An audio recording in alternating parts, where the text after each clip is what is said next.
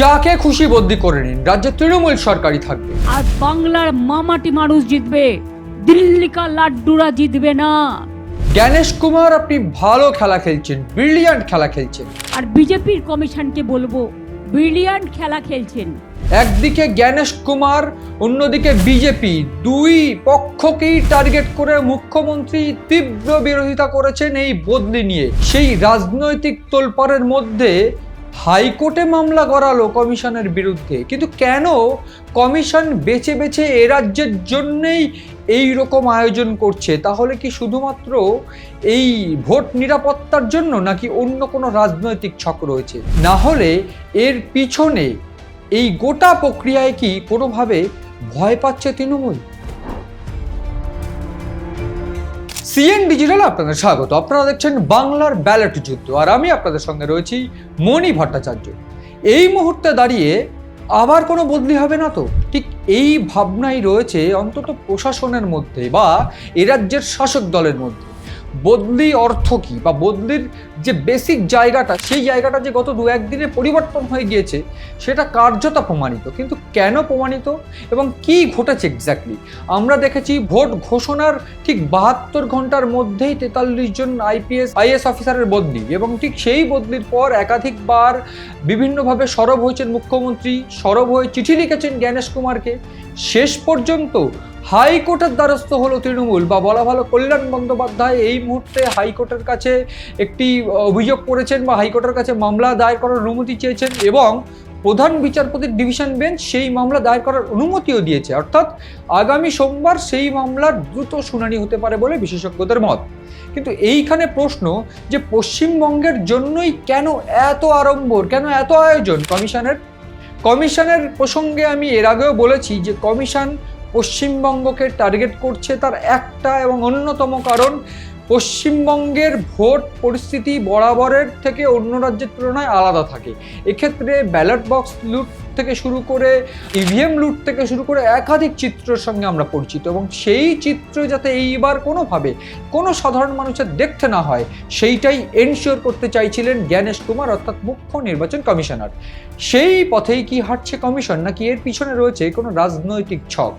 একদিকে এ রাজ্যে ভোট ঘোষণা, অর্থাৎ 15ই মার্চ যে ভোট ঘোষণা 2 দফায় হয়েছে, এবং তারপর রাত থেকেই নজিরবিহীনভাবে, কার্যত নজিরবিহীনভাবে এ রাজ্যের মুখ্য সচিব নন্দিনী চক্রবর্তী এবং একেবারে স্বরাষ্ট্র সচিব জগদীশ প্রসাদ মীনাকে সরিয়ে দেওয়া হয়। কিন্তু সরিয়ে দিয়ে কি ক্ষান্ত হয় তারা? সরিয়ে দিয়ে ক্ষান্ত হয়নি, বরং জগদীশ প্রসাদ মীনাকে তামিলনাড়ুর পর্যবেক্ষক করে, স্পেশাল পর্যবেক্ষক করে নিয়ে আসা হয়। এরই সঙ্গে একেবারে 15ই মার্চের পর থেকে যে প্রেক্ষাপট বদলি হয়ে গিয়েছে, 15ই মার্চের পর 16ই মার্চ, 17ই মার্চ, 18ই মার্চ, কার্যত 3 দিনে একেবারে গণবদলি হয়েছে। একেবারে শুরু থেকে যদি বলি তাহলে বলতে হবে যে 13 জন ডিইও, তার মধ্যে 11টি ডিস্ট্রিক্ট ম্যাজিস্ট্রেট রয়েছে, তার সঙ্গে সঙ্গে ডিস্ট্রিক্ট ম্যাজিস্ট্রেটের পাশাপাশি রয়েছে 2 জন কলকাতা মিউনিসিপ্যাল কর্পোরেশনের কমিশনার। মোট 13 জন ডিইও, তারা প্রত্যেকেই ডিস্ট্রিক্ট ইলেকশনের অফিসার। এর পাশাপাশি বদলি হয়েছে 5 জন ডিআইজি রেঞ্জের অফিসার।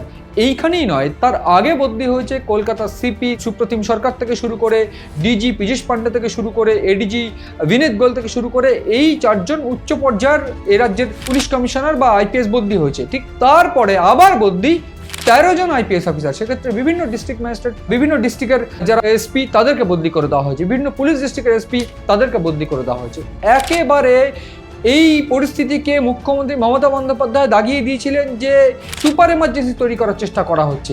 মুখ্যমন্ত্রী মমতা বন্দ্যোপাধ্যায় সরব হয়েছিলেন আজ নয়, বেশ কয়েকদিন আগেই। কিভাবে সরব হয়েছিলেন আমরা যদি কয়েকদিন আগে একটু লুক ব্যাক করি তাহলে দেখব কমিশনের তরফ থেকে মুখ্য নির্বাচন কমিশনের ফুল বেঞ্চ তারা এখানে এসেছিলেন, এবং শেষ পর্যন্ত তারা বিকেলবেলায় চলে গিয়ে, 10 তারিখ বিকেলবেলায় চলে গিয়ে তারা এ রাজ্যে 21 এবং 24 ভোটের আগে কোথায় কোথায় ঝামেলা হয়েছিল, কোথায় কোথায় ঝামেলা অশান্তির পর অ্যাকশন নেওয়া হয়েছিল, কোথায় অ্যাকশন নেওয়া হয়নি, কোথায় ভোটের সময় ঝামেলা হয়েছিল, কোথায় ভোটের পরে ঝামেলা হয়েছিল, টোটাল একটা ডিটেলস চেয়ে পাঠানো হয়েছিল। এবং সেক্ষেত্রে বিডিও কারা ছিল, আইসি কারা ছিল, এসপি কারা ছিল, তাদের বিরুদ্ধে কী ব্যবস্থা হয়েছিল কিনা, সমস্ত তথ্য চেয়ে পাঠানো হয়েছিল।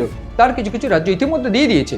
সেক্ষেত্রে সেই আইপিএস অফিসার সেই অফিসারদের টার্গেট করেই রেখেছিল, ইতিমধ্যে সেইটাই কিন্তু প্রমাণিত।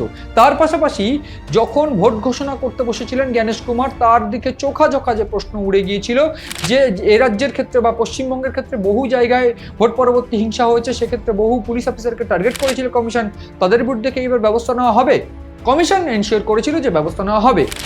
কার্যত ঠিক তারপরেই আমরা দেখেছিলাম বুধবার রাতের বেলায় নবান্নের তরফ থেকে কিন্তু একটা নির্দেশিকা জারি করা হয়েছিল যে সমস্ত আইপিএস অফিসারদের অপসারিত করা হয়েছে তাদেরকে একটা নতুন পোস্টিং দেওয়া হয়েছিল। কিরকম পোস্টিং?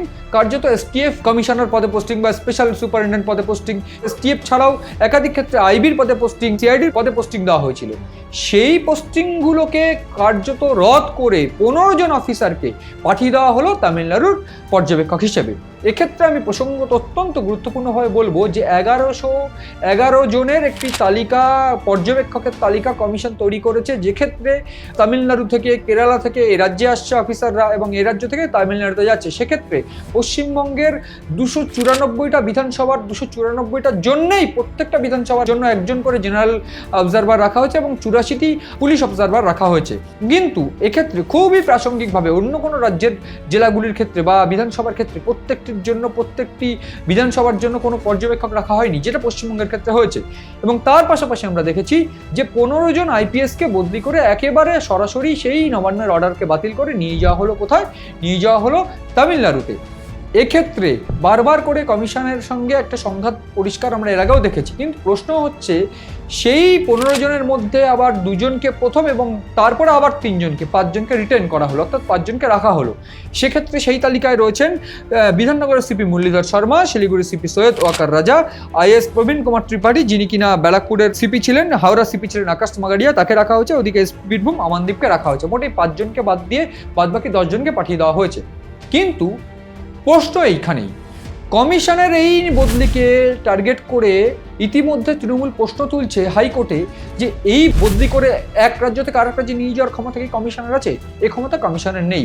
ঠিক তেমন প্রশ্ন তুলে কল্যাণ বন্দ্যোপাধ্যায়, অত্যন্ত গুরুত্বপূর্ণ নেতা তৃণমূলের এবং সেক্ষেত্রে তিনি আইনজীবীও, তিনি মামলা করেন হাইকোর্টে এবং ইতিমধ্যে সেই মামলা দায়েরের অনুমতি চাওয়া হয়।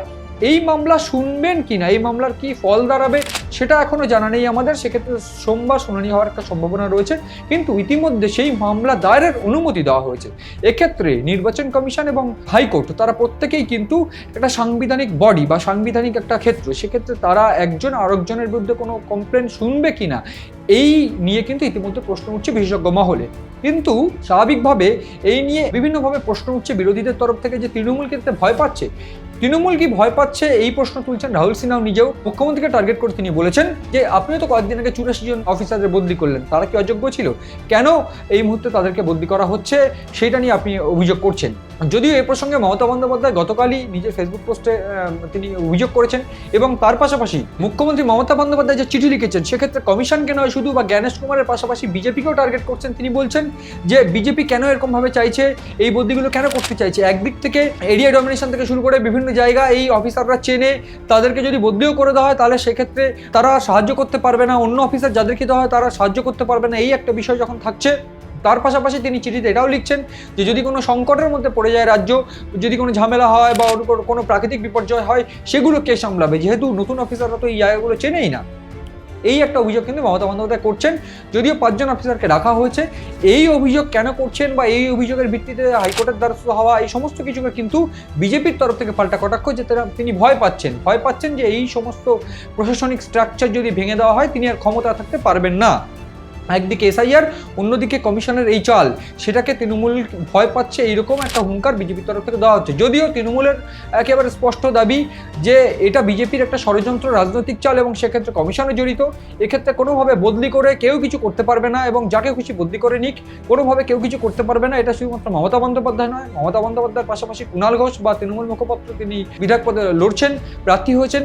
সব মিলিয়ে তৃণমূল এই ব্যাপারটাকে তেমনভাবে পাত্তা না দিতে নারাজ হলেও তৃণমূলের তরফ থেকে অভিযোগ করা, হাইকোর্টের দ্বারস্থ হওয়া এই বিষয়টাকে কিন্তু রীতিমতো তৃণমূল ভয় পাচ্ছে বলেই আখ্যা দিচ্ছে একাংশ বা বিরোধীদের একাংশ। ফলে সব মিলিয়ে দাঁড়িয়ে এই রাজ্য কমিশন সংঘাত, সেই কমিশন সংঘাত আলটিমেটলি কোন জায়গায় গিয়ে দাঁড়ায় এবং নির্বাচন আসা অবধি শেষ পর্যন্ত কমিশন বা তৃণমূল বা রাজ্য সরকার বা শাসক দল শেষ কে হাসে সেদিকেই নজর রয়েছে আমাদের। নজর রাখুন আপনারাও সিএন ডিজিটালে।